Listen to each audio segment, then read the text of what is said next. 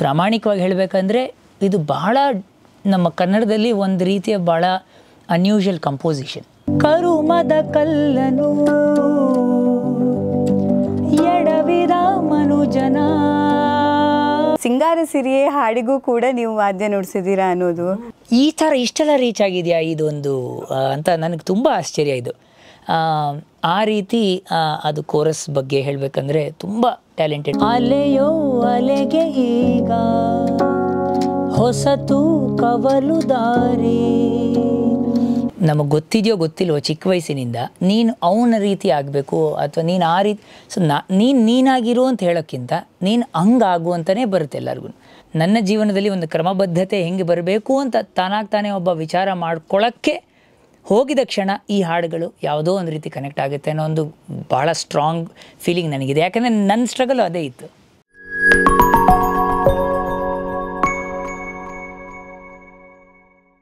ಕನ್ನಡದ ಪ್ರತಿ ಮನಗಳಿಗೂ ಕೂಡ ಈ ಮಾಯೆ ಎಂಟರ್ಟೈನ್ಮೆಂಟ್ ಚಾನೆಲ್ ವತಿಯಿಂದ ಕನ್ನಡ ರಾಜ್ಯೋತ್ಸವದ ಹಾರ್ದಿಕ ಶುಭಾಶಯಗಳು. ಕನ್ನಡದ ವಿಶೇಷತಾ ಕಾರ್ಯಕ್ರಮ ಏನು ಅಂತ ಹೇಳಿದ್ರೆ, ಕಾಂತಾರ ಮತ್ತು ಕಾಂತಾರ ಚಾಪ್ಟರ್ 1 ಈಗಾಗಲೇ ಕನ್ನಡದ ಕಂಪನ್ನು ಇಡೀ ಪ್ರಪಂಚಕ್ಕೆ ಪರಿಚಯಿಸಿ ಪಸರಿಸಿದಂತಹ ಸಿನಿಮಾ.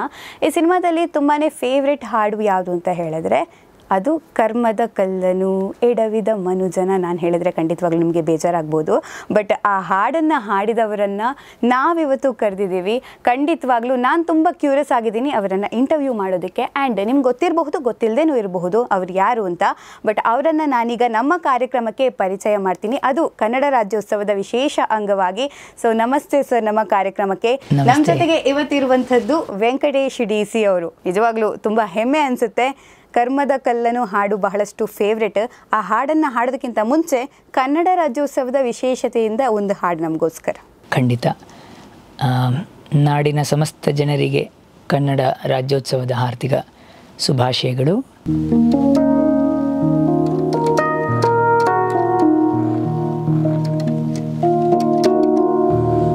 ಜಗಕ್ಕೆ ಸಂತಸವೀವ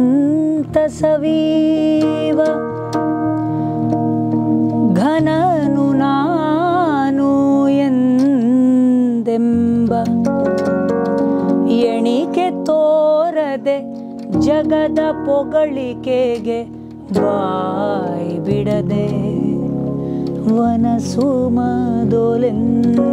ಜೀವನವು ವಿಕಸಿಸುವಂತೆ ಮನವನನು ಗೊಳಿಸು ಗುರುವೇ.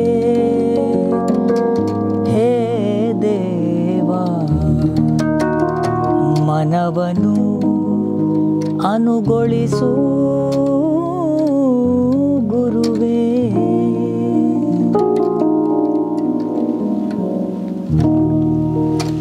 ತಮಗೂ ಕೂಡ ಕನ್ನಡ ರಾಜ್ಯೋತ್ಸವದ ಹಾರ್ದಿಕ ಶುಭಾಶಯಗಳು. ಈಗ ನೀವು ಹೇಳಿ, ಹೇಗಿದ್ದೀರಾ? ಆರಾಮ್. ಆರಾಮ್. ಇವಾಗ ನಮ್ಗೆ ತುಂಬ ಡೌಟ್ ಇದ್ದಿದ್ದು, ಕರ್ಮದ ಕಲ್ಲನ ಹಾಡು ಕೇಳಿದಾಗ ಕ್ವಶನ್ ಎಲ್ರಿಗೂ ಇರೋದು ಅದು ಫೀಮೇಲ್ ವಾಯ್ಸ್ ಇತ್ತು ಅಂತ. ಮೇಲ್ ವಾಯ್ಸ್ ಅಂದಾಗ ನಮಗೆ ಶಾಕ್. ಅದ್ರ ಜೊತೆಗೆ ಅತ್ಯದ್ಭುತ ಹಾಡು. ನಾನೀಗ ಆ ಹಾಡಿನ ಬಗ್ಗೆ ಮಾತಾಡೋಕ್ಕಿಂತ ಮುಂಚಿತವಾಗಿ ಆ ಹಾಡನ್ನು ಕೇಳಿ ಮತ್ತೆ ಮಾತು ಶುರು ಮಾಡೋದು ಬೆಟರ್ ಅನ್ಸುತ್ತೆ. ಏನು ಹೇಳ್ತೀರಾ? ಖಂಡಿತ. ಆ ಹಾಡೀಗ ನಮ್ಮ ಆಡಿಯನ್ಸ್ಗೆ ಮತ್ತು ನಮಗೋಸ್ಕರ.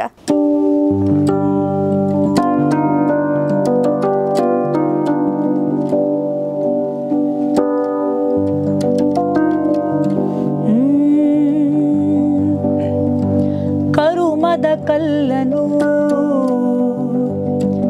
ಎಡವಿದ ಮನುಜನ ಬೆರಳಿನ ಗಾಯವು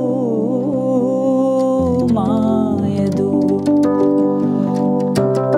ಧರ್ಮವ ದರ್ಪಕ್ಕೆ ಬಲಿ ಕೊಡೋ ದುರುಳರ ಅಳುವಿಗೆ ದೈವವು ಸೋಲದು. ಅಪ್ಪಳಿಸಿ ಧರೆಯನ್ನೇ ನುಂಗೋ ಘೋರ ಸಿಡಿಲು ಬಿಕ್ಕಳಿಸುತ್ತಾ ಭೂಮಿ ತಾಯ ಮಡಿಲ ಕೇಳಿತೇನೋ. ಹೇ ಆಹಾ ಹೇ ಓ ರೇ ನಾ ರೇ ಆರೋ ಮೇರಾ ನೀನು ರೇ.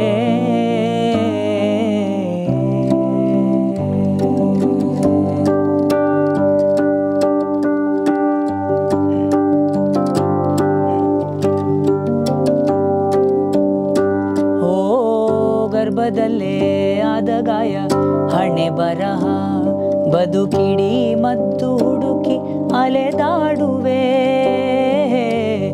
ಯಾರ ಜೊತೆ ಅರಿಯದೆ ನಿನ್ನ ಕಲಹ ನಿನ್ನನ್ನೇ ನೀನು ಹುಡುಕಿ ಕಳೆದೋಗುವೆ ನುಂಗಿಕೊಂಡರೂ ಮಾಡೋ ಪಾಪನೆಲ್ಲ ಗಂಗೆ ಬಿಟ್ಟು ಹೋಗುತ್ತಾಳೆ ಪಶ್ಚಾತ್ತಾಪ ನಂಗೆ ನಿಂಗೆ ದರ್ಪದಲ್ಲಿ ಮೆರೆವಾಗ ತೊಟ್ಟ ಹೂವ ಮಾಲೆ ನಾಳೆಗೆ ಹೂದುರಿ ಕುಣಿಕೆಯಾಯಿತೇನೋ ಆ ಹೇ ಓ ರೇ ನಾ ರೇ ಆರೋ ಮೇರಾ ನೀನೋ ರೇ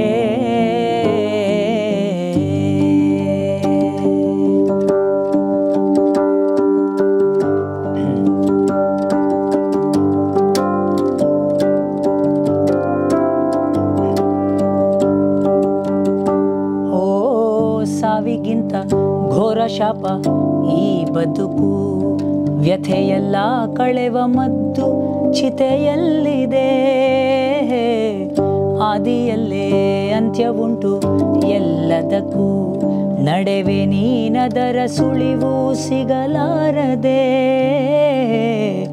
ನೆತ್ತರಾಗಿ ಹೋಯ್ತೆ ಹೆತ್ತ ತಾಯ ಎದೆ ಹಾಲು ಆದ ಪಾಪದಲ್ಲಿ ಹೇಳು ಯಾರದೆಷ್ಟು ಪಾಲು ವಿಧಿಯನ್ನು ಜಯಿಸೋಕೆ ದಾಟಿ ಹೋದ ಹೊಸಿಲು ಆ ವಿಧಿಯಾಡೋ ಆಟಕ್ಕೆ ದಾಳವಾಯಿತೇನೋ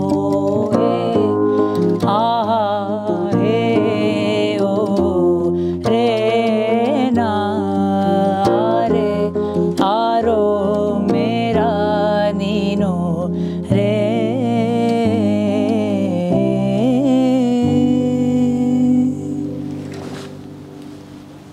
ಸಾಲು ಮತ್ತು ಸ್ವರ ಇದರ ಸಮ್ಮಿಲನ ಇವತ್ತು ನಿಜವಾಗ್ಲೂ ಅದು ಅದ್ಭುತವನ್ನು ಕ್ರಿಯೇಟ್ ಮಾಡ್ತು. ಹೇಗೆ ನೀವು ಕಾಂತಾರ ಜೊತೆ ಕನೆಕ್ಟ್ ಆದ್ರಿ, ಈ ಹಾಡನ್ನು ನೀವೇ ಹಾಡಬೇಕು ಅನ್ನುವಂತಹ ಆ ಒಂದು ಮನವಿ ಹೆಂಗೆ ಬಂತು ನಿಮಗೆ? ಜೊತೆಗೆ ಕಾಂತಾರ ರಿಲೀಸ್ ಆಗಿ ಇಷ್ಟು ಹಿಟ್ ಕೊಟ್ಟರು ಕೂಡ ಅದನ್ನು ಹಾಡಿರೋದು ವೆಂಕಟೇಶ್, ಅಂದರೆ ನೀವು ಫೇಮಸ್ ವೆಂಕಿ ಅಂತ ಅಲ್ವಾ, ನೀವು ಹಾಡಿರೋದು ಅನ್ನೋದು ನಮ್ಗೆ ಗೊತ್ತಿರಲಿಲ್ಲ. ಇದು ಸಿಂಪಲ್ ನಾರ್ಮಲ್ ಆಗೇ ನನಗೆ ಇಂಡಸ್ಟ್ರಿನಲ್ಲಿ ನಾನು ಎನಿವೇ ಆಲ್ಮೋಸ್ಟ್ ಒಂದು 20 ವರ್ಷದಿಂದ ನಾನು ಕೆಲಸ ಮಾಡ್ತಾಯಿದ್ದೀನಿ. ಸಿನಿಮಾ ಒಂದೇ ಅಲ್ಲ, ನನ್ನ ಹಲವಾರು ಶಾಸ್ತ್ರೀಯ ಸಂಗೀತ ಆಗಲಿ, ಭಾವಗೀತೆ, ಭಕ್ತಿಗೀತೆ, ಜಾನಪದ ಗೀತೆ ಈ ಥರದ ಶೈಲಿಯಲ್ಲಿ ವಾದ್ಯಗಾರನಾಗಿ ಬ್ಯಾಕ್ಗ್ರೌಂಡ್ ಸ್ಕೋರ್ಸಲ್ಲಾಗಲಿ ಹಾಗೆ ಪ್ರೋಗ್ರಾಮಿಂಗು ಇದೆಲ್ಲ ಮಾಡ್ಕೊಂಡು ಬರ್ತಾಯಿದ್ದೀನಿ. ಹಲವಾರು ಸಂಗೀತಗಾರರು ಮತ್ತು ಸಂಗೀತ ನಿರ್ದೇಶಕರೆಲ್ಲರೂ ಪರಿಚಯ ಕೂಡ. ಆ ನಿಟ್ಟಿನಲ್ಲಿ ಇವಾಗ ಮನೆ ಮಾತಾಗಿರೋ ಅಜಿನೀಶ್ ಅವರಾಗಲಿ, ನಮ್ಮ ವಾಸುಕಿ ಅವರಾಗಲಿ, ಅರ್ಜುನ್ ಜನ್ಯ ಸರ್ ಆಗಲಿ, ಇವ್ರ ಜೊತೆ ರವಿ ಬಸೂರ್ ಸರ್ ಆಗಲಿ, ಇವ್ರ ಜೊತೆ ಎಲ್ಲ ಜೊತೆ ಕೆಲಸ ಮಾಡ್ಕೊಂಡು ಬಂದವರು ಮಾಡ್ತಾಯಿದ್ದೀನಿ ನಾನು ಕೂಡ ಅವ್ರ ಜೊತೆ. ಬಟ್ ನಾನು ಹಾಡೋದು ಸಾಮಾನ್ಯವಾಗಿ ಪ್ರೋಗ್ರಾಮಿಂಗ್ ಎಲ್ಲ ಮಾಡೋ ಟೈಮಲ್ಲಿ ಸರ್ಟನ್ ಟೈಮ್ಸಲ್ಲಿ ಏನೋ ಹಮ್ಮಿಂಗ್ ಮಾಡೋದಾಗಲಿ ಅಥವಾ ಬ್ಯಾಕ್ಗ್ರೌಂಡ್ ಸ್ಕೋರ್ಸಲ್ಲಿ ಒಂದು ರೆಫರೆನ್ಸ್ ಟ್ರ್ಯಾಕ್ ಆಗಿ ಹಾಡೋ ಥರದ್ದು ಮಾಡ್ಕೊಂಡು ಬರ್ತಾಯಿದ್ದೆ. ನಾನು ಸಣ್ಣ ವಯಸ್ಸಿಂದ ಒಂದು ಸಿಂಗರ್ ಆಗಬೇಕು ಅಂತ ಅದಕ್ಕೋಸ್ಕರ ಸಾಧನೆ ಮಾಡಿಕೊಂಡು ಬಂದವನಲ್ಲ. ಆ್ಯಕ್ಚುಲಿ ನನ್ನ ಸಣ್ಣ ವಯಸ್ಸಲ್ಲಿ ನಾನು ಕಲ್ತಿರೋ ವಾದ್ಯ ತಬಲ. ನಾನು ಕಲ್ತಿದ್ದ ತಬಲ ಅದನ್ನು ಶಾಸ್ತ್ರೀಯವಾಗಿ ಕಲ್ತ್ಕೊಂಡು ಬಂದು ನಾನು ಆವಾಗ ಸಾಕಷ್ಟು ಭಾವಗೀತೆ, ಭಕ್ತಿಗೀತೆ ಕಾರ್ಯಕ್ರಮಗಳಲ್ಲಿ ನುಡಿಸ್ತಾ ಇದ್ದೆ. ನಮ್ಮ ತುಂಬ ಫೇಮಸ್ ಇರುವ ನಮ್ಮ ಮೈಸೂರು ಅನಂತ ಸ್ವಾಮಿ ಅವರ ಮಗ ರಾಜು ಅನಂತ ಸ್ವಾಮಿ ಅವರೆಲ್ಲ ನನಗೆ ಒಳ್ಳೆ ಗೆಳೆಯರು, ಜೊತೆಗೆ ಬೆಳ್ಕೊಂಡು ಬಂದವರು, ನನ್ನ ಸೀನಿಯರ್ ಆದರೂ ಕೂಡ. ಪುತ್ತೂರು ನರಸಿಂಹನಾಯಕ್ ಅಂತವರು, ಸಿ ಯಶವಂತ್ ಅಂತವ್ರ ಜೊತೆ ಎಲ್ಲ ಒಡನಾಟ ಇದ್ದಿದ್ದು. ಅವರೆಲ್ಲ ನಮ್ಮ ನೆಕ್ಸ್ಟ್ ಜನ್ರೇಷನ್ ಅವರು, ಅವ್ರನ್ನ ನೋಡ್ಕೊಂಡು ಬಂದವರು. ಶಾಸ್ತ್ರೀಯ ಸಂಗೀತದಲ್ಲೂ ಹಲವಾರು ಕಲಾವಿದರ ಜೊತೆ ಬೆಳ್ಕೊಂಡು ಬರ್ತಾಯಿದ್ದೆ. ಹಾಡೋದು ಹಾಗೆ ಸಂಸ್ಕಾರಯುತವಾಗಿ ನನ್ನ ಮನೆತನದಿಂದ ಬಂದಿದ್ದರಿಂದ ಹಾಡ್ಕೊಂಡು ಬರ್ತಾಯಿದ್ದೆ. ಬಟ್ ಒಂದು ರೆಫರೆನ್ಸ್ ಟ್ರ್ಯಾಕ್ ಥರ ಸುಮ್ಮನೆ ಏನೋ ಹಾಡ್ತಾ ಇರ್ಬೇಕಾದ್ರೆ ನನ್ನ ಒಂದು ವಾಸುಕಿ ವೈಭವ್ ಅವರ ಮ್ಯೂಸಿಕ್ದು ಸರ್ಕಾರಿ ಹಿರಿಯ ಪ್ರಾಥಮಿಕ ಶಾಲೆಯಲ್ಲಿ ನಾನು ಹಾಡಿದ್ದೆ ಒಂದು ರೆಫರೆನ್ಸ್ ಥರ. ಅದು ನಾನೇ ಹಾಡಬೇಕು ಅಂತ ನಂಗೆ ಗೊತ್ತಿರಲಿಲ್ಲ. ಬಟ್ ಆಮೇಲೆ ಅದು ರಿಷಬ್ ಸರ್ ಅವರ ಒಂದು ರಿಕ್ವೆಸ್ಟ್, ಅಂದರೆ ಅವ್ರಿಗೆ ಬೇಕಾಗಿ ಇದು ಈ ಯಾಕೋ ಈ ಸೀನ್ಗೆ ಅವ್ರದ್ದು ವಾಯ್ಸೇ ಸೂಟ್ ಆಗುತ್ತೆ ಅನ್ನೋ ರೀತಿಯ I think so it goes to credit first Rishab ಸರ್ಗೆ in a way. Because Rishab sir ಅವ್ರದ್ದು ಬೇರೆ ಹಾಡುಗಳಿಗೆ ನಾನು ಮ್ಯೂಸಿಕ್ ಎಲ್ಲ ಮಾಡ್ತಾಯಿದ್ರು ಸುಮ್ಮನೆ ಏನೋ ಒಂದು ಸಾಂಗ್ದು ರೆಫರೆನ್ಸ್ ಟ್ರ್ಯಾಕ್ ಥರ ಎಲ್ಲ ಹಮ್ ಮಾಡಿರೋದನ್ನು ಐಡೆಂಟಿಫೈ ಮಾಡಿ ಈ ಒಂದು ಸಿನಿಮಾಗೆ ಈ ಒಂದು ಸೀನ್ಗೆ ಈ ವಾಯ್ಸ್ ಸೂಟ್ ಆಗುತ್ತೆ ಅಂತ ಒಂದು ಟ್ರಸ್ಟ್ ಇಟ್ಟು ಅವರ ಜೊತೆಗೆ ವಾಸುಕಿ ವೈಭವ್ ಅವರು ಸೇರಿ ಟ್ರಸ್ಟನ್ನು ಇನ್ನೊಂದು ಸ್ವಲ್ಪ ಸಾಲಿಡಿಫೈ ಮಾಡಿ ಫಸ್ಟ್ ಒಂದು ವಿಶ್ವಾಸ ಇಟ್ಟು ಹಾಡಿಸಿದ್ದು ಸರ್ಕಾರಿ ಹಿರಿಯ ಪ್ರಾಥಮಿಕ ಶಾಲೆಯ ಅಲೆಯೋ ಅಲೆಗೆ ಈಗ ಹಾಡನ್ನ. ಅದರ ಒಂದು ಬ್ಯಾಕ್ಗ್ರೌಂಡ್ನಲ್ಲೇ ನಮ್ಮ ಅಜನೀಶ್ ಅವ್ರಿಗೆ ಗೊತ್ತಾಯಿತು ಈ ಹಾಡಿನ ಬಗ್ಗೆ. ಅಫ್ಕೋರ್ಸ್ ಅವರೆಲ್ಲರ ಜೊತೆಗಿರೋರೆ, ರಿಷಬ್ ಸರ್ ಆಗಲಿ, ಅವರು ಅಜನೀಶ್ ಅವರೆಲ್ಲ ಹಳೇ ಫ್ರೆಂಡ್ಸ್. ಆ್ಯಂಡ್ ಅವರಿಗಿದು ಗೊತ್ತಾಗಿ ನಾವು ಹಾಗೆ ಪರಿಚಯ ಆದ್ವಿ. ಆ್ಯಂಡ್ ಅವರು ಮೆನ್ಷನ್ ಮಾಡಿದ್ರು ತುಂಬ ಚೆನ್ನಾಗಿ ಬಂದಿದೆ ಅಲೆಯೋ ಅಲೆಗೆ, ನನಗೆ ಕನೆಕ್ಟ್ ಆಯಿತು, ಇಷ್ಟ ಆಯಿತು ನೀವು ಹಾಡಿರೋ ಹಾಡನ್ನ ಅಂತ.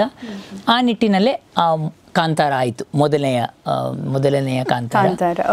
ಆವಾಗ ನೀವೇ ಹಾಡಬೇಕಿದು ಅಂತ ಹೇಳಿ ಆಯಿತು. ಆ್ಯಂಡ್ ಪ್ರಾಮಾಣಿಕವಾಗಿ ಹೇಳಬೇಕಂದ್ರೆ ಇದು ಬಹಳ ನಮ್ಮ ಕನ್ನಡದಲ್ಲಿ ಒಂದು ರೀತಿಯ ಭಾಳ ಅನ್ಯೂಷುವಲ್ ಕಂಪೋಸಿಷನ್.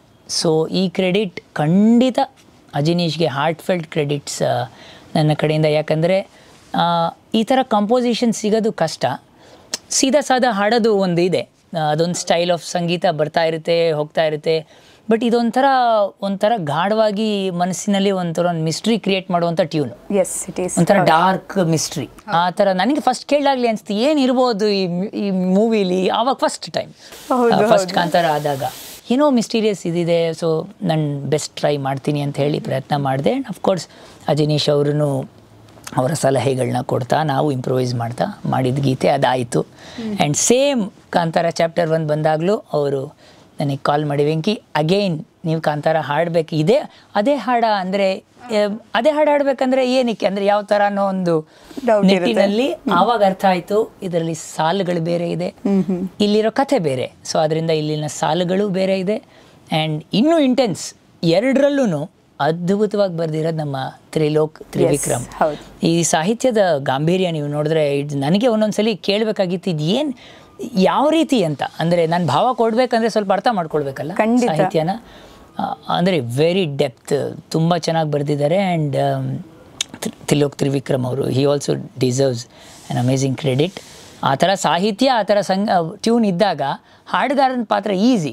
ನಾವು ಆ ಭಾವ ಕೊಡಬೇಕು. ಆ ಭಾವ ಕೊಡೋ ಟೈಮಲ್ಲೂ ಅಜನೀಶ್ ಥರ ನಮ್ಮ ಡೈರೆಕ್ಟರ್ಸ್ ಇರ್ತಾರೆ ಅದನ್ನು ಇನ್ನೂ ಚೆನ್ನಾಗಿ ಮಾಡೋದಕ್ಕೆ. ಆ್ಯಂಡ್ ಸಿನಿಮಾ ಅಂತ ಬಂದಾಗ ಸಿನಿಮಾಗೆ ಸೀನ್ ಇಂಪಾರ್ಟೆಂಟು. ಆ ಸೀನಿಗೆ ಯಾವ ರೀತಿನ ನಾವು ಎಮೋಟ್ ಮಾಡಬೇಕು ಅನ್ನೋದೆಲ್ಲ ಬರುತ್ತೆ.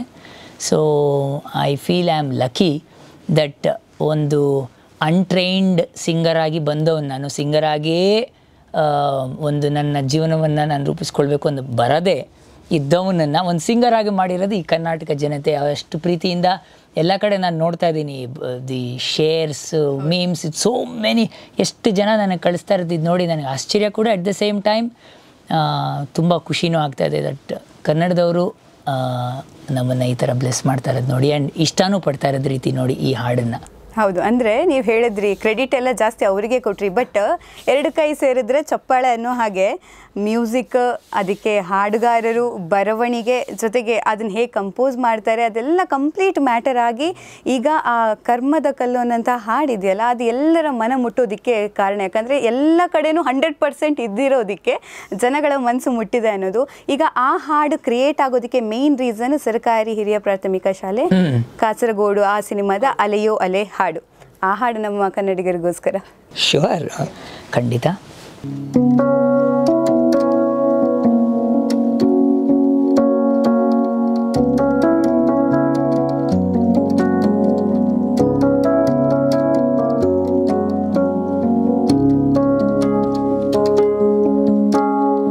ಅಲೆಯೋ ಅಲೆಗೆ ಈಗ ಹೊಸತು ಕವಲು ದಾರಿ, ಹೇಗೆ ಪಾರಾಗಬೇಕು ಇದುವೇ ಮೊದಲ ಸಾರಿ.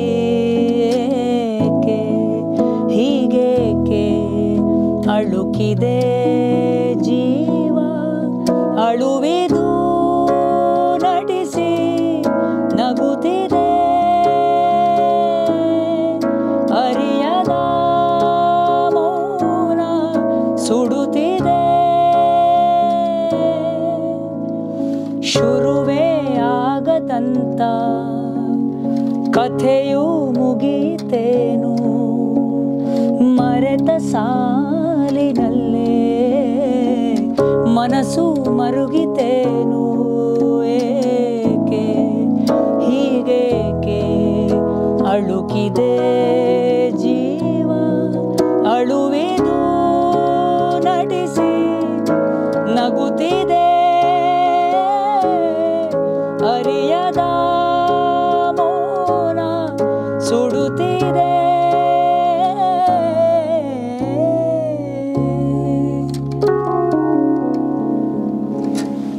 ಸೂಪರ್. ಆ ಸಿನಿಮಾ ಎಷ್ಟು ಫೇವ್ರೇಟು, ಈ ಹಾಡು ಅಷ್ಟು ಫೇವ್ರೇಟ್ ಆಗಿತ್ತು. ಬಟ್ ಇವಾಗ ಇನ್ನಷ್ಟು ಜನಕ್ಕೆ ಗೊತ್ತಾಯಿತು ಈ ಹಾಡನ್ನು ಹಾಡಿದವರು ಕೂಡ ಯಾರು ಅಂತ. ಸಿಂಗಾರ ಸಿರಿಯೇ ಹಾಡಿಗೂ ಕೂಡ ನೀವು ವಾದ್ಯ ನುಡಿಸಿದ್ದೀರಾ ಅನ್ನೋದು ಅದು ನಿಮ್ಗೆ ಗೊತ್ತಾಗ್ಬಿಡ್ತಾ? ಓಕೆ. ಆ್ಯಂಡ್ ಸಿಂಗಾರ ಸಿರಿಯೇ ಹಾಡು ಅಂತೂ ಇನ್ನೂ ಫೇವ್ರೇಟ್ ಎಲ್ರಿಗೂ.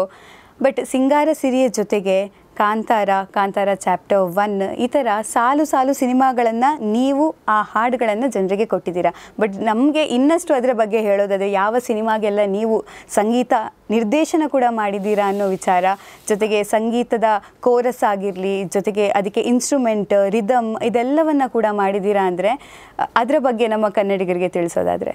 ಖಂಡಿತ. ಕಾಂತಾರದ ಬಗ್ಗೆ ಹೇಳಬೇಕಂದ್ರೆ ನನಗೆ ಭಾಳ ಹತ್ತಿರ ಇರುವಂತಹ ಒಂದಷ್ಟು ಯಂಗ್ ಬ್ರಿಗೇಡ್ ಅನ್ನೋ ರೀತಿಯಲ್ಲಿ ತುಂಬ ಒಳ್ಳೆ ಹಾಡುಗಾರರಿದ್ದಾರೆ ನನ್ನ ಸ್ನೇಹಿತರ ಥರ. ಬಟ್ ನನ್ನ ನೆಕ್ಸ್ಟ್ ನನಗಿಂತ ಒಂದು 9-10 ವರ್ಷ ಚಿಕ್ಕ ಹುಡುಗರು, ಬಟ್ ಸಂಗೀತದಲ್ಲಿ ಅಮೇಝಿಂಗ್ ಟ್ಯಾಲೆಂಟ್. ಸೊ ಸಾಕಷ್ಟು ಸಿನಿಮಾಗಳಲ್ಲಿ ಅವರು ಕೋರಸ್ ಹಾಡ್ತಾ ಬಂದಿದ್ದಾರೆ. ಆದರೆ ನನ್ನ ಜೊತೆಗೆ ಸಂಗೀತದ ವಿಚಾರವಾಗಲಿ ಅಥವಾ ಸಂಗೀತದ ಬಗ್ಗೆ ತಿಳ್ಕೊಳ್ಳೋದಾಗಲಿ ಅಥವಾ ಒಂದು ಗುಡ್ ಶೇರಿಂಗ್ ಆ ರೀತಿಲಿ ಬರ್ತಾ ಇರ್ತಾರೆ ನನ್ನ ಸ್ಟುಡಿಯೋಗೆ. ನನ್ನ ಕಂಡ್ರೇನೂ ಇಷ್ಟ ಅವ್ರಿಗೆ. ಆವಾಗ ನನಗೆ ಒಂದಷ್ಟು ಡೈರೆಕ್ಟರ್ಸ್ ಕೋರಸ್ ಬೇಕಾಗಿದೆ ಅಂತ ಹೇಳಿದಾಗ ನಾನು ಈ ಹುಡುಗರಿಗೆ ಹೇಳೋದು. In fact Karma song first time ಹಾಡಿದಾಗ್ಲೂ ಬೇಸಿಕ್ ಐಡಿಯಾ ಇದ್ದಿದ್ದು ನಾನೇ. ಆ ಒಂದು ಹುಕ್ ಲೈನ್ ಬರುತ್ತೆ, ಆರೇ ಆರೋ ಮೇರಾ ನೀನು ಅಂತ. ಆವಾಗ ನಾನೇ 2 ಟ್ರ್ಯಾಕ್ ಹಾಡೋ ರೀತಿಯಲ್ಲಿ ಅಂತ ಒಂದು ಪ್ಲ್ಯಾನ್ ಇತ್ತು. ಬಟ್ ನನಗೆ ಏನೋ ಅನಿಸ್ತು ಕೋರಸ್ ಬಂದರೆ ಅದು ಚೆನ್ನಾಗಿರುತ್ತೆ ಅನ್ನೋ ರೀತಿಲಿ. ಸೊ ನಾನು ವಾಲಂಟಿಯರ್ಲಿ ಒಂದು ಸಜೆಷನ್ ಕೊಟ್ಟೆ ಅಜಿನೀಶ್ ಅವ್ರಿಗೆ. ಅವರು is always open minded and ಖಂಡಿತ ಪ್ರಯತ್ನ ಮಾಡ್ಬೋದು ಅನ್ನೋ ರೀತಿಲಿ ಅವರು ಒಪ್ಪಿಗೆ ಕೊಟ್ಟಾದಮೇಲೆ ನಮ್ಮ ಕೋರಸ್ ಅವ್ರನ್ನ ಕರೆಸಿ ಅದನ್ನು ನಮ್ಮ ಹುಡುಗರು ನಮ್ಮ ಸ್ನೇಹಿತರನ್ನ ಕರೆಸಿ ಹಾಡಿಸಿದ್ದಕ್ಕೆ ಅದು ಆಮೇಲೆ ಗೊತ್ತಾಯಿತು. ನಾನು ಬೇರೆ ಕಡೆ ಟ್ರಾವೆಲ್ ಮಾಡೋ ಟೈಮಲ್ಲಿ ಯಾರ್ದೋ ಫೋನ್ ರಿಂಗ್ ಟೋನ್ಸಲ್ಲಿ ಅಥವಾ ಇದರಲ್ಲಿ ಅದು ಬರ್ತಾಯಿದೆ, ಯಾರ್ಯಾರು ನಾವು ಮಾಡಿದ್ದು ಅಂದರೆ ನಾವು ರೆಕಾರ್ಡ್ ಮಾಡಿರೋದು ಎಲ್ಲೆಲ್ಲ ಹೋಗ್ತಾಯಿದೆ. ತಮಿಳ್ನಾಡಲ್ಲಿ, ಮಹಾರಾಷ್ಟ್ರದಲ್ಲಿ ಆ್ಯಂಡ್ ಆಂಧ್ರ ಪ್ರದೇಶಲ್ಲೆಲ್ಲ ಎಲ್ಲೋ ಟ್ರೈನ್ ಜರ್ನಿ ಮಾಡ್ಬೇಕಾದ್ರೆ ಅಥವಾ ಯಾವುದೋ ಹೋಟ್ಲಲ್ಲಿ ಕೂತ್ಕೊಂಡು ನಾವು ಊಟ ಮಾಡ್ಬೇಕಾದ್ರೆ ಯಾರ್ದೋ ಫೋನ್ ಕಾಲಲ್ಲಿ ಇದು ಕೇಳಿದಾಗ ಈ ಥರ ಇಷ್ಟೆಲ್ಲ ರೀಚ್ ಆಗಿದೆಯಾ ಇದೊಂದು ಅಂತ ನನಗೆ ತುಂಬ ಆಶ್ಚರ್ಯ ಇದು. ಆ ರೀತಿ ಅದು ಕೋರಸ್ ಬಗ್ಗೆ ಹೇಳಬೇಕಂದ್ರೆ ತುಂಬ ಟ್ಯಾಲೆಂಟೆಡ್. ಅಂದರೆ ಅಜಿನೀಶ್ ಅವರ ಸಂಗೀತ ನಿರ್ದೇಶನದ ಎಷ್ಟೋ ಸಿನಿಮಾಗಳಲ್ಲಿ ಬ್ಯಾಕ್ಗ್ರೌಂಡ್ ಸ್ಕೋರಲ್ಲಿ ನನ್ನ ಸ್ನೇಹಿತರು ಕೋರಸ್ ಹಾಡಿದ್ದಾರೆ.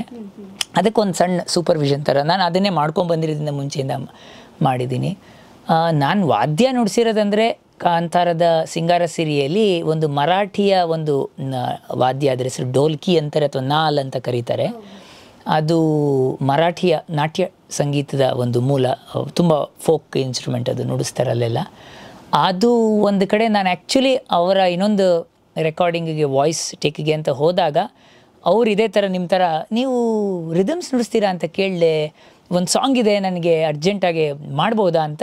ನಾನು ಅಲ್ಲಿ ಸ್ಟುಡಿಯೋಲಿ ಇರ್ಬೇಕಾದ್ರೆ ನನ್ನ ಸ್ನೇಹಿತನಿಂದ ಸ್ಟುಡಿಯೋಯಿಂದ ಇನ್ಸ್ಟ್ರೂಮೆಂಟ್ನ ತರಿಸಿ ಅಲ್ಲಿ ನುಡಿಸಿಸ್ಕೊಂಡ್ರು ಅಜಿನೀಶ್ ಅವರು. ಅದು ಒಂದು 2-3 ಟ್ರ್ಯಾಕ್ ಸುಮ್ಮನೆ ಒಂದು ಲೇಯರ್ಸ್ ಕೊಟ್ಟೆ. ಅದು ಸಿಂಗಾರ ಸಿರಿಯಲ್ಲಿ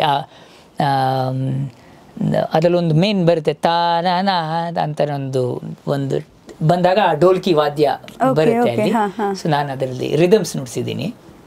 ಸೊ ಆ ಥರ ಅದು ಬಿಟ್ಟು ಕಾಂತಾರದ ಬ್ಯಾಕ್ಗ್ರೌಂಡ್ ಸ್ಕೋರಲ್ಲೂ ಒಂದು 4-5 ಕಡೆ ಈ ರಿದಮ್ಸ್ ಆಗಲಿ, ಬುಡುಬುಡಿಕೆ ನುಡಿಸೋದು, ಇದೆಲ್ಲ ಸೀನ್ಗಳು ಬರುತ್ತೆ. ಈ ಬುಡುಬುಡಿಕೆ ಅನ್ನೋದು ಒಂದು ಇಂಪಾರ್ಟೆಂಟ್ ಎಲಿಮೆಂಟ್ ಈ ಕಾಂತಾರದ ಸಿನಿಮಾಲಿ. ಯಾಕಂದರೆ ಆ ತತ್ವ, ಆ ದೈವ ಅಂಥದ್ದೆಲ್ಲ ಬಂದಾಗ ಈ ಒಂದು ನಮ್ಮ ಮಣ್ಣಿನ ವಾದ್ಯಗಳ ಒಂದು ಸೌಂಡ್ ಸ್ಕೇಪ್ಗೆ ತುಂಬ ಒಳ್ಳೆ ಸ್ಪೆಷಲಿಸ್ಟ್ ಅಂತ ಹೇಳ್ಬೋದು ಅಜಿನೀಶ್. ಅದನ್ನು ಸಾಕಷ್ಟು ಸಿನಿಮಾಯಿಂದ ಮಾಡ್ಕೊಂಡು ಬಂದಿದ್ದಾರೆ ಆ್ಯಸ್ ಎ ಗ್ರೇಟ್ ಪ್ರೋಗ್ರಾಮರ್. ಅವ್ರ ಪ್ರೋಗ್ರಾಮರ್ ಟೈಮಿಂದ ನಾನು ನೋಡಿರೋದು.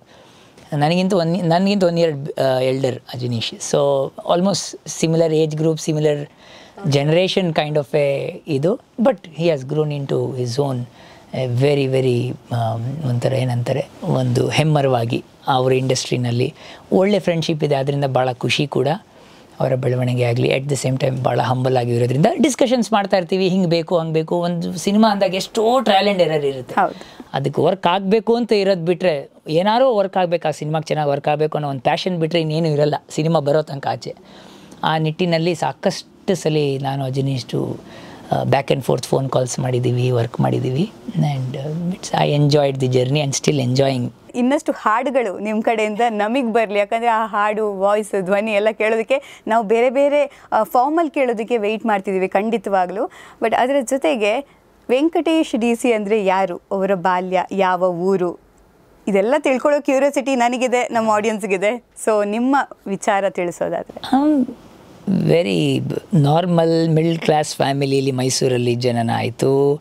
ನಮ್ಮ ತಾಯಿಯೇ ನನ್ನ ಸಂಗೀತಕ್ಕೆ ಕಾರಣ. ಮನೆತನದಲ್ಲಿ ಈ ಭಜನೆ ಮತ್ತು ಭಕ್ತಿ ಸಂಗೀತದ ವಾತಾವರಣ ಇತ್ತು. ಆದ್ದರಿಂದ ನನ್ನ ಚಿಕ್ಕಪ್ಪನವರು ಕೀರ್ತನಕಾರರು. ಸೊ ಅದರಿಂದ ಅವ್ರ ಜೊತೆ ಕೂತು ಕೂತು ಕೂತು ನನ್ನ ಸಂಗೀತದ ಸಂಸ್ಕಾರ ಬೆಳವಣಿಗೆ ಆಗಿದ್ದು. ಆ್ಯಂಡ್ ಹಂಗೆ ಬೆಳೀತಾ ಬೆಳೀತಾ ಶಾಸ್ತ್ರೀಯ ಸಂಗೀತಕ್ಕೆ ನಮ್ಮ ತಾಯಿ ತಬಲಾ ವಾದ್ಯಕ್ಕೆ ಪಾಠಕ್ಕೆ ಕಳಿಸಿದ್ರು. ಅದು ಹಂಗೆ ಬೆಳೀತಾ ಬಂತು. ನಾನು ತಬಲಾ ಜೊತೆಗೆ ಎಜುಕೇಷನ್ ಮಾಡ್ತಾ ಎಜುಕೇಷನಲ್ಲಿ ಮುಂದೆ ಹೋಗ್ತೀನಿ ಅನ್ನೋ ಅವ್ರಿಗೆ ಬಹಳ ಆಸೆ ಇತ್ತು. ಬಟ್ ನಾನು ಈ ಥರ ಆಗ್ತೀನಿ ಅನ್ನೋದು ಅವ್ರಿಗೂ ಗೊತ್ತಿರಲಿಲ್ಲ, ನನಗೂ ಗೊತ್ತಿರಲಿಲ್ಲ.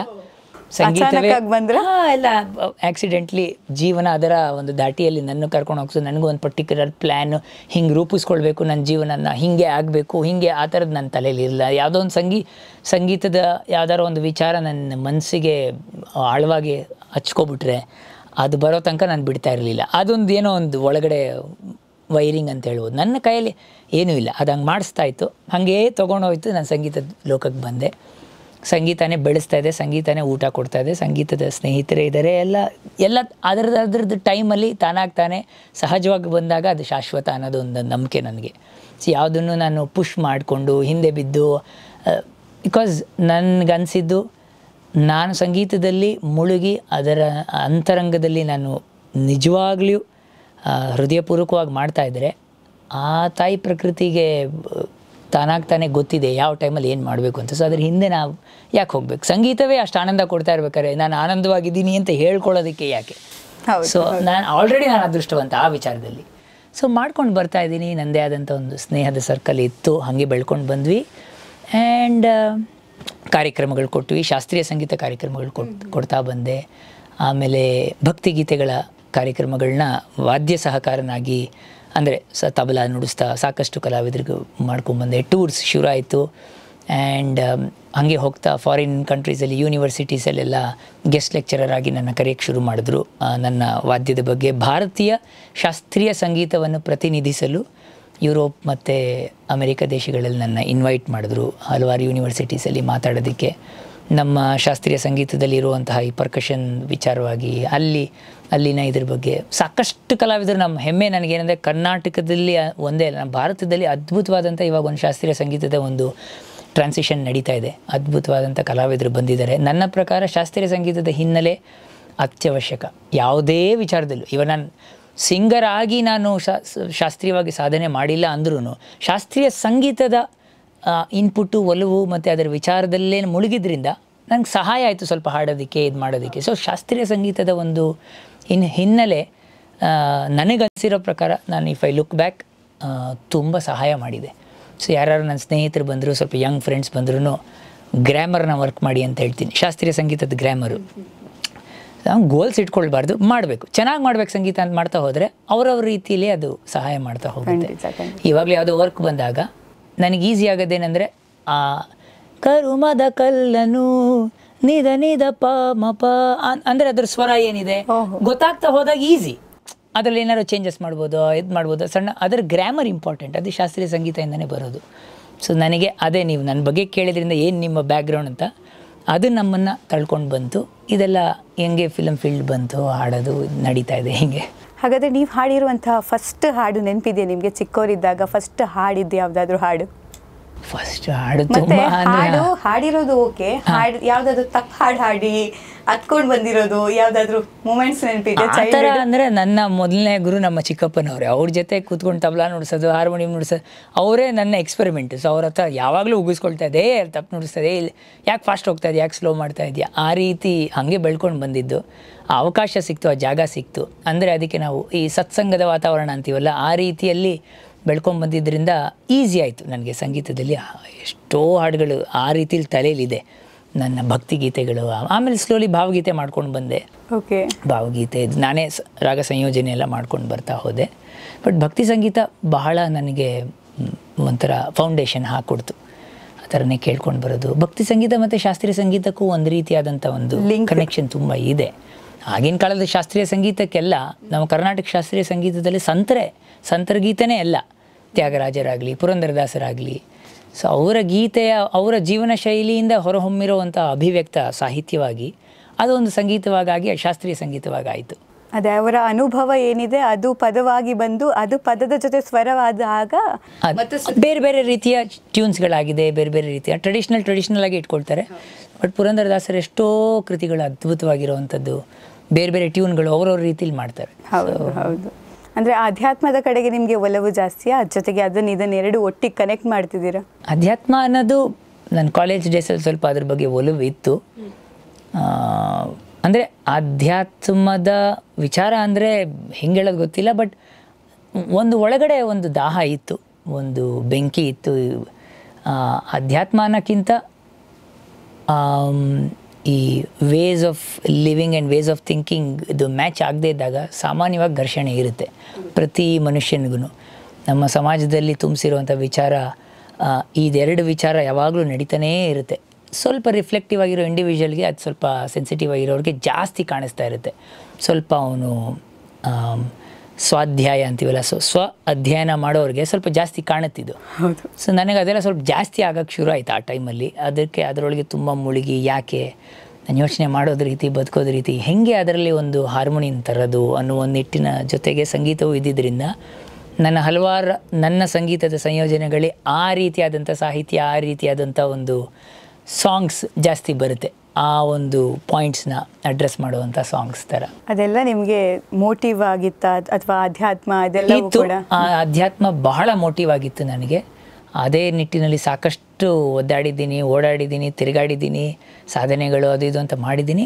ಬಟ್ ನನ್ನ ಜೀವನದ ನಿಜವಾದ ಅದೃಷ್ಟ ನನ್ನ ಜೀವನದಲ್ಲಿ ಒಬ್ಬ ಸ್ನೇಹರೂಪಿಯಾಗಿರುವಂತಹ, ಸ್ನೇಹಮಯವಾಗಿರುವಂತಹ ಒಬ್ಬ ಮನುಷ್ಯ ನನ್ನ ಜೀವನದಲ್ಲಿ ಸಿಕ್ಕಿದ ನಂತರ ಸಾಕಷ್ಟು ವಿಷಯ ತಾನಾಗ್ತಾನೆ ಅದು ನೈಜವಾಗಿ ಒಂದು ಅದರದೇ ಆದಂಥ ಒಂದು ಕ್ರಮಕ್ಕೆ ಬಂದಿದೆ. ಈಗ ಬಹಳಷ್ಟು ಜನರಿಗೆ ಯಶಸ್ಸು ಸುಲಭವಾಗಿ ಸಿಗುತ್ತೆ, ಮತ್ತು ಅದು ಕಡಿಮೆ ಕಾಲದ ಯಶಸ್ಸು ಸಿಗ್ತಾ ಇದೆ. ನಿಮ್ಗೆ ಗೊತ್ತಿರ್ಬೋದು, ಈಗಿನ ಯಂಗ್ಸ್ಟರ್ಸ್, ಯುವ ಜನತೆ ಆ ಯಶಸ್ಸಿಗೆ ಬೇಗ ಸಿಗಬೇಕು ಅಂತ ಕಾಯ್ತಾರೆ. ನಿಮ್ಮ ಸ್ಟ್ರಗಲ್ ಯಾವಾಗಿಂದ ನೀವು ಅದಕ್ಕೆ ಎಫರ್ಟ್ ಹಾಕಿದ್ದೀರಾ, ಆ ಎಫರ್ಟ್ ಇವಾಗ ಫಲ ಕೊಟ್ಟಿದೆ, ಅದೆಷ್ಟೋ ವರ್ಷಗಳ ಎಫರ್ಟ್ ನಿಮಗೆ ಇವಾಗ ಫಲ ಕೊಟ್ಟಿದೆ. ನೀವೆಲ್ಲೂ ಟ್ರೈಯೇ ಮಾಡಿಲ್ಲ ನಿಮ್ಮನ್ನು ನೀವು ತೋರಿಸ್ಕೊಳ್ಳೋದಕ್ಕೆ, ಯಾಕೆ? ಅಥವಾ ಈಗಿನ ಯುವ ಜನತೆಗೆ ಆತ ಹಂಬಲಿಸ್ತಿದ್ದಾರಲ್ಲ, ಹಾತೊರಿತಾ ಇದ್ದಾರಲ್ಲ, ಆ ಯಶಸ್ಸು ಬೇಗ ಸಿಗಬೇಕು, ಜೊತೆಗೆ ಯಾವುದೋ ಕಾರಣಕ್ಕೂ ಯಶಸ್ಸು ಸಿಗ್ತಾ ಇದೆ, ಹೇಗೆ ಹಾಡಿದ್ರೂ ಯಶಸ್ಸು ಸಿಗ್ತಾ ಇದೆ ಕೆಲವರಿಗೆ. ಬಟ್ ನಿಮ್ಮ ಥರ ತುಂಬ ಸ್ಟ್ರಗಲ್ ಮಾಡಿದವರು ಇದ್ದಾರೆ. ಇಬ್ಬರನ್ನು ಉದ್ದೇಶಿಸಿ ನೀವೇನಾದರೂ ಒಂದು ಮಾತು ಹೇಳೋದಾದ್ರೆ? ಪ್ರಾಮಾಣಿಕವಾಗಿ ಹೇಳಬೇಕಂದ್ರೆ ನನ್ನ ಜೀವನದಲ್ಲಿ ಈ ಯಶಸ್ಸು ಅನ್ನೋದು ಇದು ಸಮಾಜದ ಒಂದು ಅಂಶ. ನಮಗೆ ಗೊತ್ತಿದೆಯೋ ಗೊತ್ತಿಲ್ವೋ ಚಿಕ್ಕ ವಯಸ್ಸಿನಿಂದ ನೀನು ಅವನ ರೀತಿ ಆಗಬೇಕು ಅಥವಾ ನೀನು ಆ ರೀತಿ, ಸೊ ನೀನಾಗಿರು ಅಂತ ಹೇಳೋಕ್ಕಿಂತ ನೀನು ಹಂಗಾಗುವಂತಲೇ ಬರುತ್ತೆ ಎಲ್ಲರಿಗೂ. ನೀನು ರ್ಯಾಂಕ್ ಹೋಲ್ಡರ್ ಆಗಬೇಕು, ಫಸ್ಟೇ ಬರಬೇಕು, ಎಲ್ಲರೂ ಫಸ್ಟ್ ಹೆಂಗೆ ಬರಲಿಕ್ಕಾಗುತ್ತೆ ಅಥವಾ ಎಲ್ಲರೂ ಬೆಸ್ಟ್ ಹೆಂಗ್ಲಿಕ್ಕೆ ಆಗೋದಿಲ್ಲ. ಬಟ್ ಆ ಟೈಮಲ್ಲೇ ಇದೆ. ಸೊ ನಾವು ನಮ್ಮ ಚಿಕ್ಕ ವಯಸ್ಸಿನಿಂದ ನಮಗೆ ಒಂದು ಮೊಮೆಂಟಮ್ ಹಾಕಿರೋದೆ ನಾನು ಆಗಲ್ಲದೆ ಇನ್ನೇನೋ ಆಗಬೇಕು ಅಂದರೆ ರೆಫರೆನ್ಸ್ ಪಾಯಿಂಟ್. ಎಸ್, ಹೌದು. ಸೊ ಈ reference point is one thing ಒಂದು ಕಡೆ. ಇನ್ನೊಂದು ಕಡೆ ಯಂಗ್ಸ್ಟರ್ಸ್ ಏನು ಮಾಡ್ತಾರೆ ಪಾಪ, ಅವ್ರು ಎಲ್ಲರೂ ಒಂದು ಸಮಾಜದ ಒಂದು ಚೌಕಟ್ಟು ಮತ್ತು ಈ ಸಮಾಜದ ಒಂದು ಸ್ಪೀಡಲ್ಲಿ ಹೋಗ್ತಾ ಇದೆ. ಸೊ ಅವ್ರಿಗೂ ನಾನು ಒಂದು ಕಡೆ ಸ್ವಲ್ಪ ಬ್ರೇಕ್ ಹಾಕಿ ಗಾಡಿನ ಸ್ವಲ್ಪ ಸ್ವಾಧ್ಯಾಯನ ಮಾಡೋದಕ್ಕೆ ಏನು ನಡೀತಾ ಇದೆ, ನನಗೆ ಏನು ಬೇಕು ಅಂತ ನಿಜವಾಗ್ಲೂ ಮಾಡ್ಕೊಳ್ಳೋದಕ್ಕೂ ಟೈಮ್ ಇಲ್ಲ ಇವಾಗ. ಹೌದು ಹೌದು. ಸೊ ನನಗೆ ಮೋಸ್ಟ್ಲಿ ಟೈಮ್ ಇತ್ತು ತುಂಬ, ಅವಾಗ ಕೂತ್ಕೊಂಡು ಅದನ್ನೇ ಮಾಡ್ತಾ ಇದ್ದೆ. ಅನ್ಸುತ್ತಾ ಆ ಥರ ನಾನು ಇಷ್ಟು ಕೆಲಸ ಮಾಡ್ತಿದ್ದೀನಿ, ನನಗೆಲ್ಲೂ ಆ ಒಂದು ಇಲ್ಲ. ನನಗೆ ಯಾವ ಥರ ಅನಿಸ್ತಾ ಇತ್ತು ಅಂದರೆ, ನಾನು ಇನ್ನೂ ಸಂಗೀತದಲ್ಲಿ ಇನ್ನೂ ನಂದು ಉಲ್ಟಾ ನನಗೇನು ಅನಿಸ್ತಾ ಇತ್ತು ಅಂದರೆ I am not still good in music. ಇನ್ನೂ ನನ್ನ ಆತ್ಮಸಾಕ್ಷಿಗೆ ಒಂದು ರೆಫರೆನ್ಸ್ ಇದೆ. ನಾನು ಅಲ್ಲಿಗೆ ಅದು ಇನ್ನೂ ಟಚ್ ಮಾಡ್ತಾ ಇಲ್ಲ. ನಾನು ಇನ್ನೂ ಐಡಿಯಾ ಇರ್ಬೋದು, ಬಟ್ ಅದು ಅಭಿವ್ಯಕ್ತದಲ್ಲಿ ಇನ್ನೂ ನಾನು ಚೆನ್ನಾಗಾಗಬೇಕು, ಇನ್ನೂ ಚೆನ್ನಾಗಿ ಮಾಡಬೇಕು, ಆ ರೀತಿಯಲ್ಲಿ ಇರುತ್ತೆ. ಆ ಸಾಧನೆಯ ನಿಟ್ಟಿನಲ್ಲಿ ನನ್ನ ಧ್ಯಾನವೇನಾಗಿತ್ತು ಅಂದರೆ, ನಾನು ಯಾಕೆ ಈ ರೀತಿ ಫ್ರೇಸನ್ನು ಪ್ರಾಕ್ಟೀಸ್ ಮಾಡ್ತಾಯಿದ್ದೀನಿ, ಯಾಕೆ ಇದೇ ಫಾಸ್ಟಾಗಿ ಮಾಡ್ತಾಯಿದ್ದೀನಿ, ಯಾಕೆ ಹಂಗಂದ್ರೆ ಜನಗಳಿಂದ ಚಪ್ಪಾಳೆ ಬೇಕಾ ನಿನಗೆ, ಜನಗಳಿಂದ ನಿನಗೆ ಈ ಒಂದು ನೀನು ಗ್ರೇಟು, ನೀನು ಫೇಮಸ್ ಅಂತ ಇದಕ್ಕೋಸ್ಕರ ಮಾಡ್ತಾಯಿದ್ಯಾ, ಅಥವಾ ನಿಜವಾಗ್ಲೂ ಸಂಗೀತನ ಒಂದು ಪೂಜೆ ಥರ ಮಾಡ್ತಾಯಿದ್ಯಾ? ಇದೆಲ್ಲ ಬರೋದು ಸಾಧನೆಯ ಟೈಮಲ್ಲಿ. ಸೊ ನನಗೊಂಥರ ಸಾಧನೆ ಮಾಡೋದು ಸಂಗೀತದಲ್ಲಿ ಒಂದು ರೀತಿಯ ಧ್ಯಾನ, ಅದೇ ಒಂದು ರೀತಿಯ ಪೂಜೆ. ಯಾಕಂದರೆ ಬರೀ ಸಾಧನೆ ಇನ್ಫಾರ್ಮೇಷನ್ ಅಲ್ಲದೆ ಇದೆಲ್ಲ ಮಧ್ಯದಲ್ಲಿ ಬರೋದು. ಏನಕ್ಕೆ ಈ ಥರ ಮಾಡ್ತಾಯಿದ್ಯಾ ನೀನು ಅಂದರೆ, ನೀನು ಜನಗಳ ಚಪ್ಪಾಳೆಗೋಸ್ಕರ, ಜನಗಳ ಪ್ರಶಂಸೆಗೋಸ್ಕರ ಮಾಡ್ತಾಯಿದ್ಯಾ ಇದು, ಅಥವಾ ನಿನ್ನ ಸಂಗೀತವನ್ನು ಒಂದು ಪೂಜನೀಯ ಭಾವವಾಗಿ ಆ ಸಂಗೀತ ನಿನ್ನ ಆವರಿಸಿ ನಿನ್ನ ಒಂದು ವ್ಯಕ್ತಿತ್ವವನ್ನೇ ಬದಲಾಯಿಸ್ಕೊಳ್ಳೋಕ್ಕೋಸ್ಕರ ಮಾಡ್ತಾಯಿದ್ಯಾ? ಎರಡರಲ್ಲಿ ಒಂದು ಮಾಡಬೇಕು. ಮಾಡಿದ್ರೆ ಅದನ್ನು ಕಂಪ್ಲೀಟಾಗಿ ಮಾಡಬೇಕಿಲ್ಲ ಇದನ್ನು ಮಾಡಬೇಕು. ಇದ್ಯಾಕೆ ಇದು ಮಧ್ಯ? ಇದು ನನ್ನ ಸಾಧನೆಯ ಪ್ರಾಮಾಣಿಕವಾದಂಥ ನಾನು ಹೇಳ್ತಾ ಇರೋದು. ಹಿಂಗೆ ಆಗ್ತಾಯಿತ್ತು, ಹಾಗೇ ಬೆಳೀತಾ ಹೋಗ್ತು. ಬಟ್ ಇದ್ರ ಹಿಂದೆ ಹೋಗಬೇಕು. ನಾನು ಸಾಮಾನ್ಯವಾಗಿ ಹೇಳಿಲ್ಲ, ನಮ್ಮ ಹುಡುಗರು ಇದ್ದಾಗೆಲ್ಲ ಜೊತೆಗೆ ನಾನು ಈ ಹಾಡು ಆನಂದ ಬರುತ್ತೆ, ಯಾವುದೋ ಹಾಡು ಮಾಡಿದಾಗ, ಸಂಯೋಜನೆ ಮಾಡಿದಾಗ ಖುಷಿ ಸಿಗುತ್ತೆ, ಅದನ್ನು ಶೇರ್ ಮಾಡ್ತೀನಿ.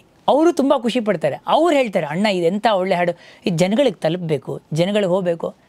ಹೌದು, ತಲುಪಬೇಕು. ಹೆಂಗೆ ಹೋಗೋದು ನನಗೆ ಗೊತ್ತಿಲ್ಲ. ನಾನು ಒಬ್ಬೊಬ್ರಿಗೂ ಒಂದೊಂದು ಟ್ಯಾಲೆಂಟ್ ಇದೆ, ಹೆಂಗೆ ತಲುಪಿಸೋದು ಅನ್ನೋ ಟ್ಯಾಲೆಂಟ್ ನನಗಿಲ್ಲ, ನಮ್ಗೆ ಗೊತ್ತಿಲ್ಲ. ಪ್ರಮೋಷನ್ ಈಗ ಬೇಕಾಗಿರೋ ನಾನು ಹಾಡ್ತೀನಿ, ಖುಷಿಯಾಗಿ ಹಾಡ್ತೀನಿ. ನಾನು ಕೆಲವಾದ ಸ್ನೇಹಿತರಿಗೆ ಪ್ರೈವೇಟಾಗಿ ಐ ಎಕ್ಸ್ಪ್ರೆಸ್ ಮೈ ಫೀಲಿಂಗ್ಸ್.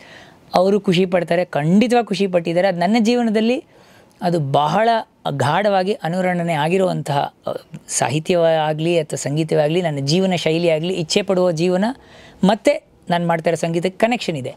ಅದು ಈ ಭೂಮಿ ಇಟ್ಸ್ ಸಚ್ ಎ ವಾಸ್ಟ್ ಇದು ಸ್ಪೇಸ್. ಇದು ಎಲ್ಲರಿಗೂ ಎಲ್ಲ ಕನೆಕ್ಟ್ ಆಗಬೇಕು ಅಂತಿಲ್ಲ, ಬಟ್ ಗ್ಯಾರಂಟಿ ಎಲ್ಲೋ ಒಂದು ಕಡೆ ಒಬ್ಬ ಮನುಷ್ಯ ತನ್ನನ್ನು ತಾನು ಅವನು ಯಾವುದಾರೋ ಒಂದು ಕ್ಷಣದಲ್ಲಿ ಅವನ ಜೀವನ ಹೇಗೆ ನಡೀತಾ ಇದೆ, ನನ್ನ ಜೀವನದಲ್ಲಿ ಒಂದು ಕ್ರಮಬದ್ಧತೆ ಹೆಂಗೆ ಬರಬೇಕು ಅಂತ ತಾನಾಗ್ತಾನೆ ಒಬ್ಬ ವಿಚಾರ ಮಾಡ್ಕೊಳ್ಳೋಕ್ಕೆ ಹೋಗಿದ ಕ್ಷಣ ಈ ಹಾಡುಗಳು ಯಾವುದೋ ಒಂದು ರೀತಿ ಕನೆಕ್ಟ್ ಆಗುತ್ತೆ ಅನ್ನೋ ಒಂದು ಭಾಳ ಸ್ಟ್ರಾಂಗ್ ಫೀಲಿಂಗ್ ನನಗಿದೆ. ಯಾಕಂದರೆ ನನ್ನ ಸ್ಟ್ರಗಲ್ ಅದೇ ಇತ್ತು.